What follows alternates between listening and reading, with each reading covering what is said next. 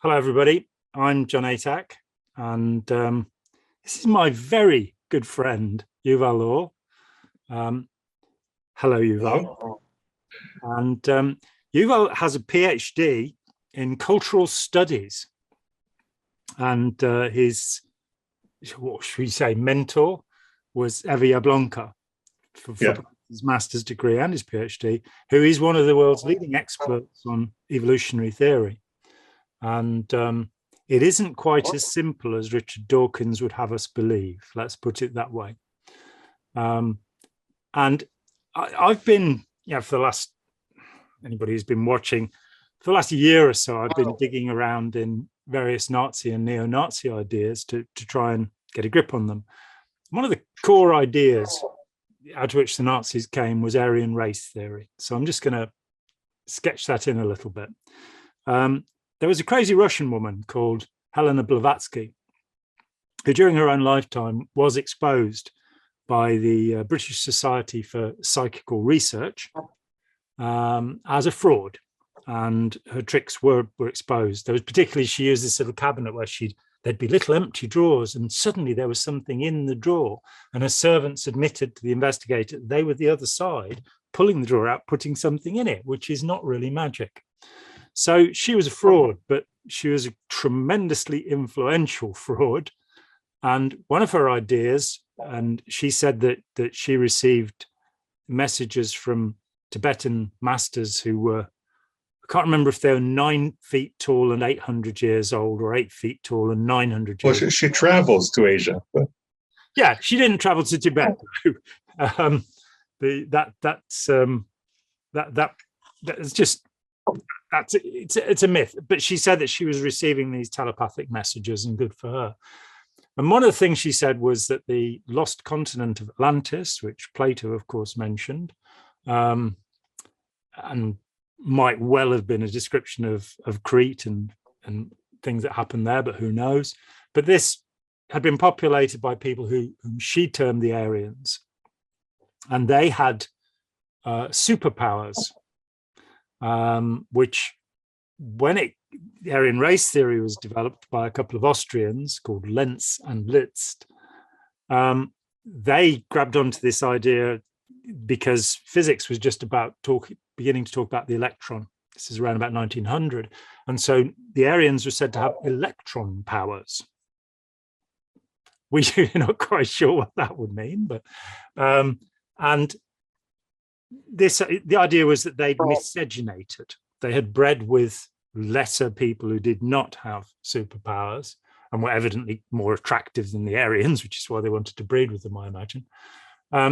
And they'd lost their powers. And the idea of Aryan race theory, which comes up in Austria as the Austro-Hungarian Empire is going into turmoil, and the various different language groups are fighting against each other. And we have panslavism, which we are now seeing in full-blown disorder in the Ukraine, with the Russians putting forward some bizarre kind of idea.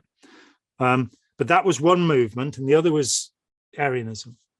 And Aryanism is the core of Nazi belief.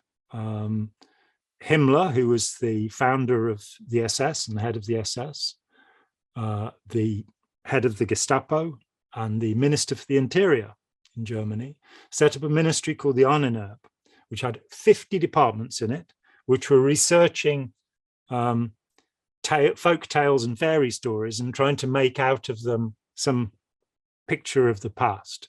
Their research was nonsense. It did give grounds for Indiana Jones to get involved, but that's about as real as it ever got. Out of the Aryanism came the Lebensborn, which was Himmler's idea of breeding superpowers, and I'm not kidding, breeding superpowers back into people. And so they would choose tall, blonde, blue-eyed SS men and breed them. And the only famous person I know is the dark-haired woman in ABBA was actually a Lebensborn child. Don't think she has any superpowers. The project didn't really work. And if we look to history, it's evident that the Nazi regime collapsed. And there are rumors that they went to the South Pole or the moon, but we're not really seeing much evidence of that at the moment. So here is this idea of racial purity, and that's where I wanted to now get in, talk with somebody who understands this. Also, I'll add that the word Aryan, which comes from a historical people, and it's actually it was very big in philology, right? So when they figured out that there's an Indo-European language group, they start to imagine that there's also a racial correspondence to the language. But both the words for the names of the countries of Iran and Ireland are related to the word Aryan. So it's, it comes from this, Indo-European disbursement of language that seems that did happen in some kind of way, but we just don't know how homogeneous Proto-Indo-European language was, or how homogeneous the original Aryans are. But the idea that the original Aryans are the fathers of all the Indo-European language speakers, or only the certain Aryans, is of course completely preposterous. And these Indo-European languages include all of the Romance languages, which is to say the languages that come from Roman, Latin, French, Spanish, Italian, Portuguese, and Romanian. And the Slavic languages.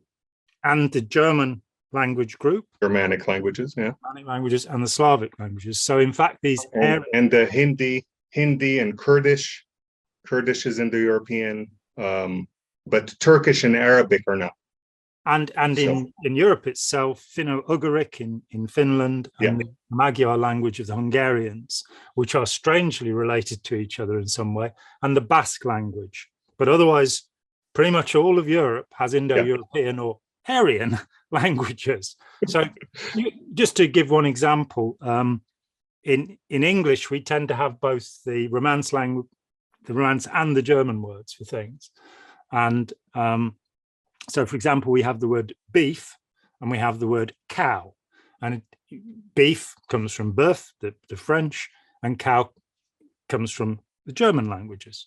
And the original word is said to be the word coo. So it became boof in one language and cow in another. Words for milk, they get very interested in, but we won't get into that. So the idea of first of all, if there's any way to talk about human races in a coherent manner, it's only about groups that have specific genetic diseases. Yeah.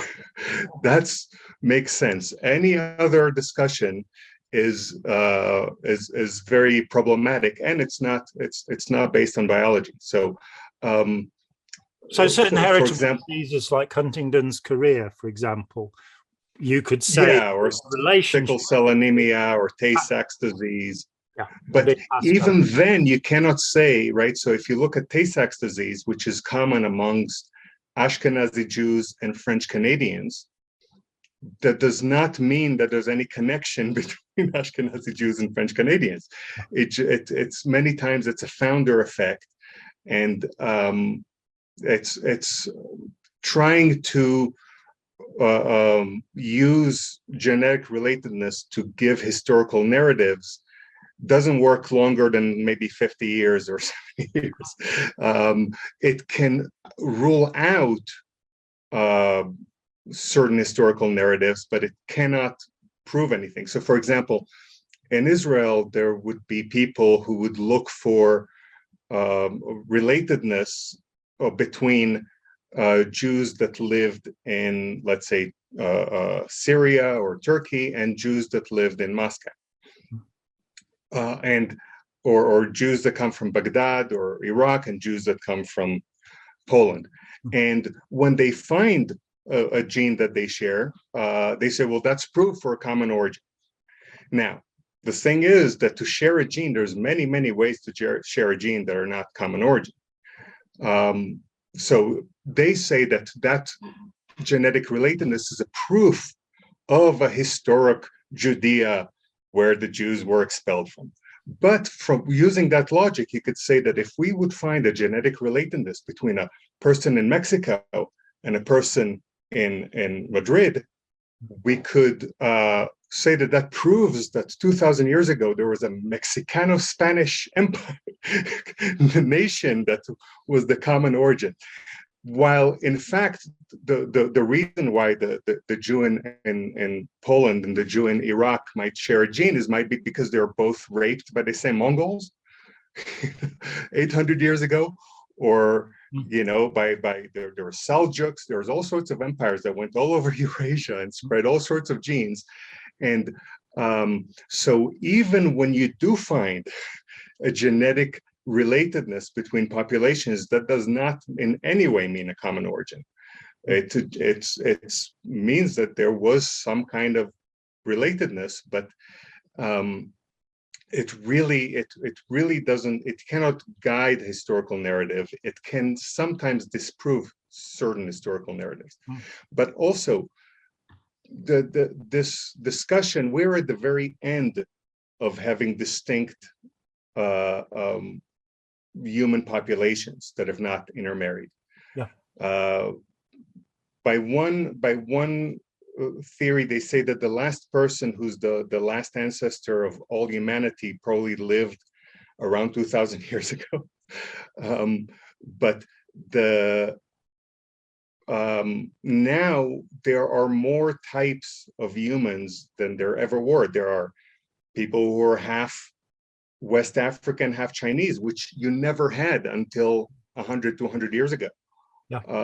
These are so we have this huge increase in variation. People, and there's a South Park episode where people from the future come and they're all brown because all the races mixed. But that might be in 30,000 years. In the next 1,000 years, we're going to have a much increase in variation. So more and more different types of humans are going to show up, and they're going to break the records in the Olympic Games because there's going to be some kind of new combinations. But of course, that's it, the increase in variation is on all sides of the biological diversity. So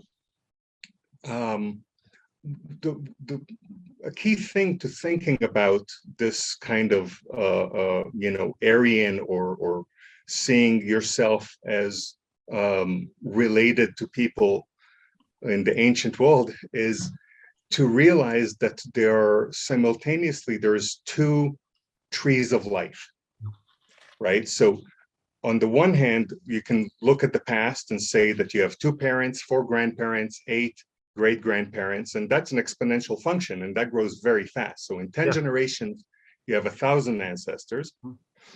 In 20 generations, which is about 500 years ago, you have 1 million ancestors.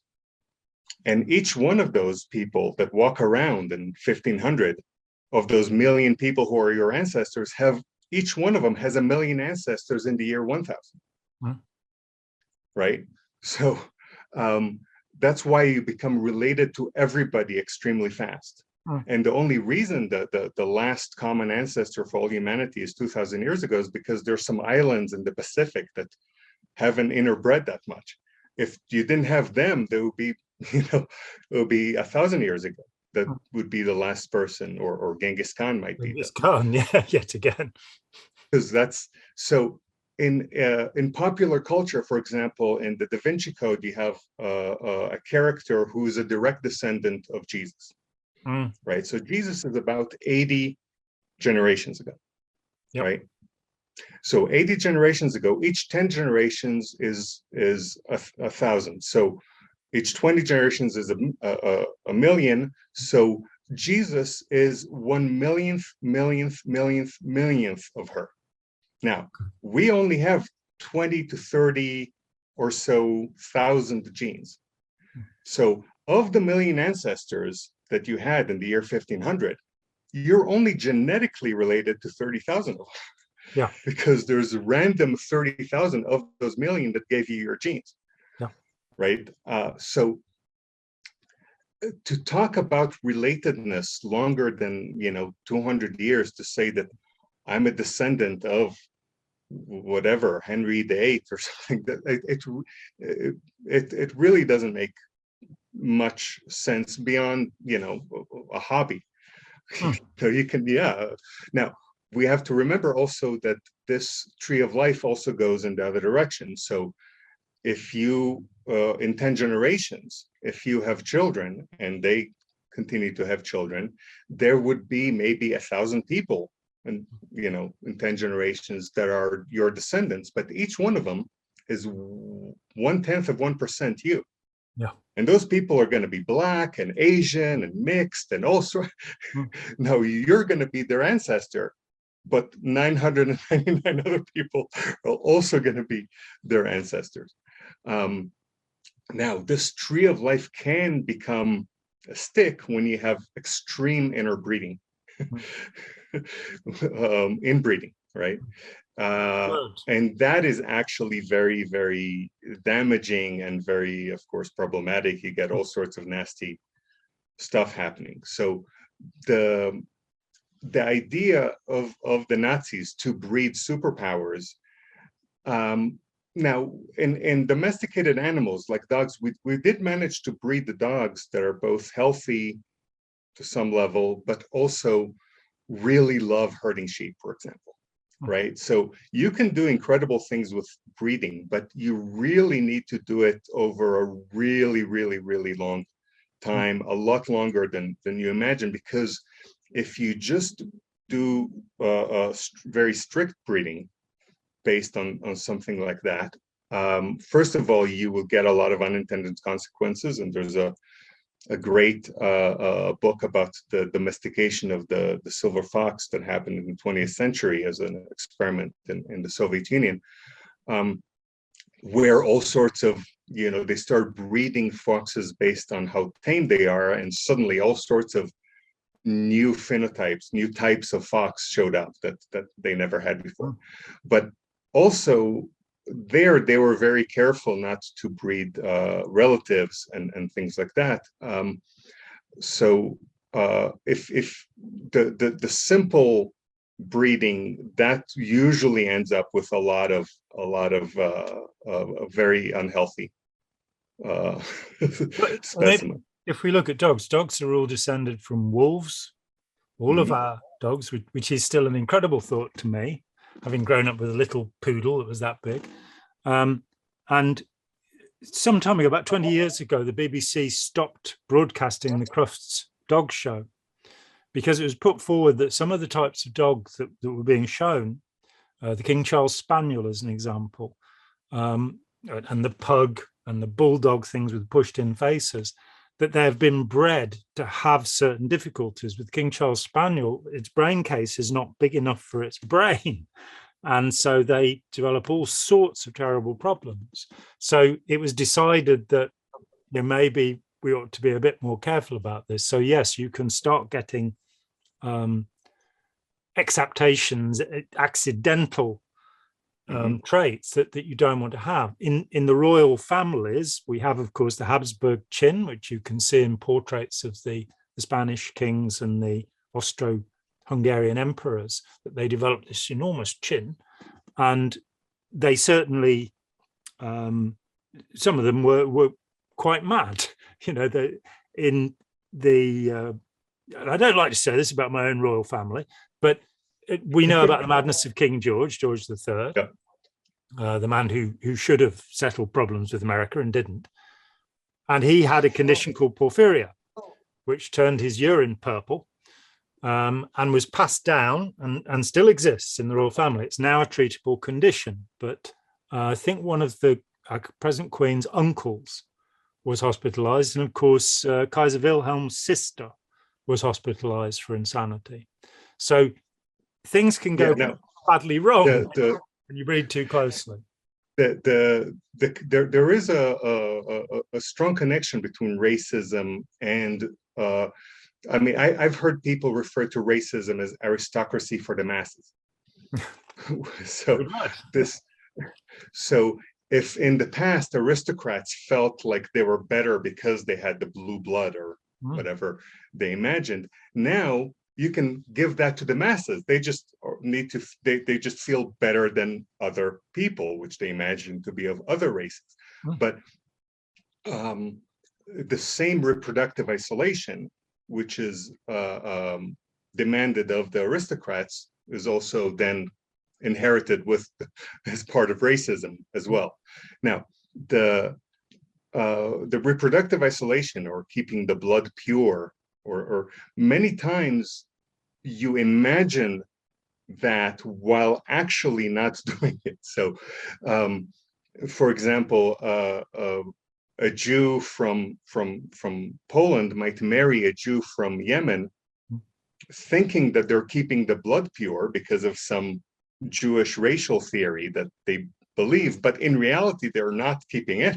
They're going to have very healthy children, because it's actually that there is a thing called hybrid vigor, right? So actually being mixed turned out to have been healthy.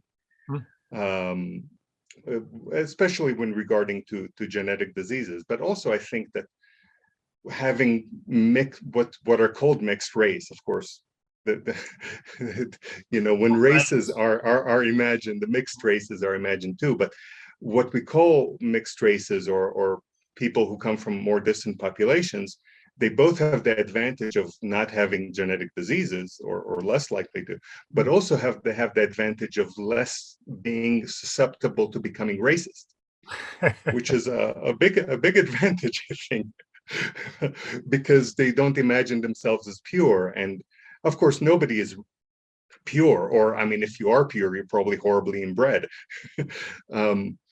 Now, the thing that many times saved populations from inbreeding is infidelity, especially between women, or the adoption of children. So many times it doesn't require much outbreeding to get rid of the problems of inbreeding. It's actually surprisingly, you know, in very, very few generations, those Habsburgs can become healthy people. It's not, it doesn't linger more than a few generations. So if you, every once in a while, you have injection of outside genes which come from the milkman, come from the, you know, then that really can have a very, very healthy influence, while maintaining the imagination that you're purebred. But that only happens to when you have female infidelity. Now, historically, if you look about 500 years ago or before, the race of the child was determined by the father, which sort of makes sense in patriarchal society. The father is the one that's important, but this had to be changed. And it was changed to the race of the kid being the race of the mother, because that's the racist one. So if someone, an aristocrat, has sex with a slave woman who is, let's say, black, a white aristocrat in America has sex with a black slave, you cannot have his son become an aristocrat, because that would be a half-black aristocrat, which probably looks dark-skinned, and you don't want to have an injection of dark-skinned colored people into your aristocracy.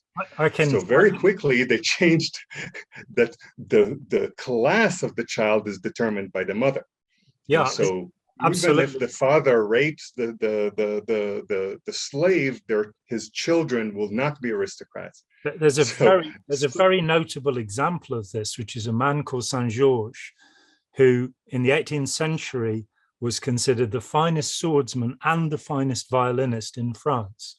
One of his pieces was lifted completely by Mozart, who put it into one of his violin concertos. And his father was a French aristocrat and his mother was a black slave. And the consequence of that was that he was very famous in his time. He was all sorts of accolades were heaped upon him, and he could not marry. There was no person that he could marry because, he could not be his father's child and he could not be his mother's child. So he sadly left us without any children, because a man of such great talent, would have been useful for some genetic continuity. So what you say is absolutely true, that it was happening within the aristocracy. It's also true when you look to the awful history of slavery in the Americas, that John Campbell Jr., who was the editor of astounding science fiction, but also did actually have a degree in physics, unlike Ron Hubbard, who he published. He was, a black man one day said to him, your ancestors did awful things to my people. And Campbell stopped him and he said, no, I can trace my ancestry back to Scotland. My parents were immigrants or what have you. I can tell you that my family were very much involved in the fight against slavery. They were never slavers. None of them were slavers within the generations he knew about. However, I can tell you for certain that at least one of your ancestors was a slaver, because in the early slave populations, the only women who gave birth, the only women who were healthy enough to give birth, were those who were house slaves. And they were house slaves because they were pretty and they were compliant and rapeable. And so the population pretty quickly had, so where your blood comes from becomes utterly irrelevant, that, from that point of view. There is no racial purity either way. And the atrocities committed by our great-grandparents are not our fault. Now, a lot of the racist thinking also comes from antiquity through the Bible, where in antiquity, and you see this also in the Bible, the assumption was that the mother is only an instrument in creating a child, and that the father is actually the only actual contributor to the child. The mother is just a vessel that inflates the child or something like that. And as such, you can have things in the Bible where, God promises Abraham that his seed would be as plentiful as the sand on as the grains of sand on the beach and as the stars in the sky. And I remember being a kid in Israel learning Bible in third grade, thinking, yeah, but there's a lot of grains of sands on the beach, and you can see like 30 stars. But of course, when you go to Wyoming here in America, you see why that was a comparable number, because you see what stars look like without light pollution. But the idea that a person could have so many descendants that come from the seed of Abraham, and the whole, right, the New Testament starts with what is it, 30, 50 begets between King David and Jesus, right? Because Jesus needs to come from the seed of King David. Yeah. So if you would appreciate that not only your father's father contributed to your biology, but also other people contributed to your biology. And of course, the Y chromosome, which is the only one that does travel like this, is an extremely tiny chromosome that they haven't found any traits other than making you a male that are on the Y chromosome. And I think that the only trait that they found that's related to the Y chromosome is hair on the ear.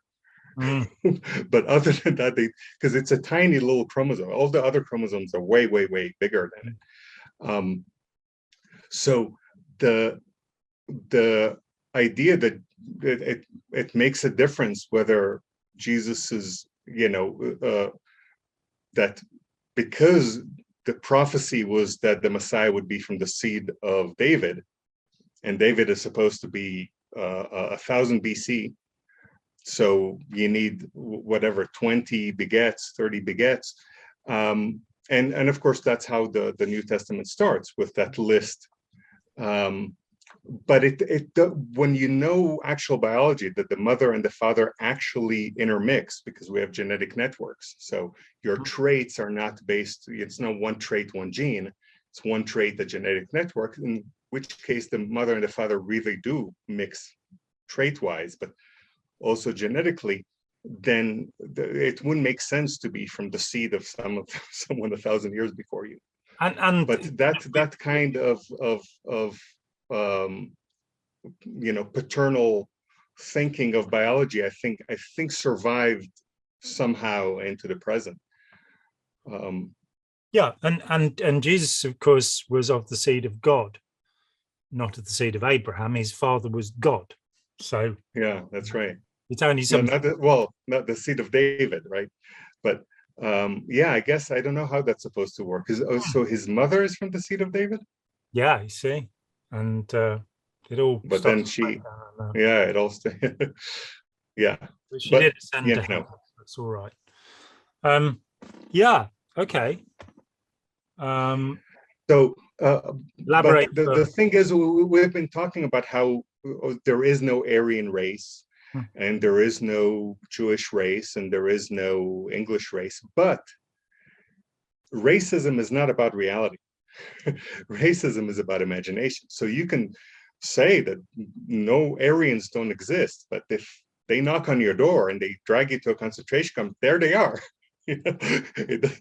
Telling them that they don't exist is not going to help you, because it is a psychological construct. It's a culture. It's a belief that becomes powerful when it is shared amongst a lot of people, and as such, it's extremely real. So races aren't real. Racism is real. Yeah. It gets confusing. We have this word genocide, which is the killing of a genus. Yeah. And we're just a species, and so it should really be called subspecieside. Yeah, and the thing is that humans, it seems like we went through at least one major bottleneck in our evolutionary past. So that means that there was a point that there was a whole lot of humans, but then there was a point where very few humans survived. That might have been part of the young Dryas period. That's about 12,000 years ago when meteorites hit the Earth, but it could have been also earlier with some kind of and because of that, humans are more genetically homogeneous than other animals that you would expect. Another famous animal is the cheetah, which went through a really major bottleneck. So all cheetahs are much more closely genetically related to each other. I think they can all donate organs to each other, cheetahs. But does that happen often, do you think? Or? But while wild rabbits and domesticated rabbits can't even interbreed, they're that different. But so with other animals that are spread all over the earth like humans are, you expect a lot more variation than humans have. Yeah.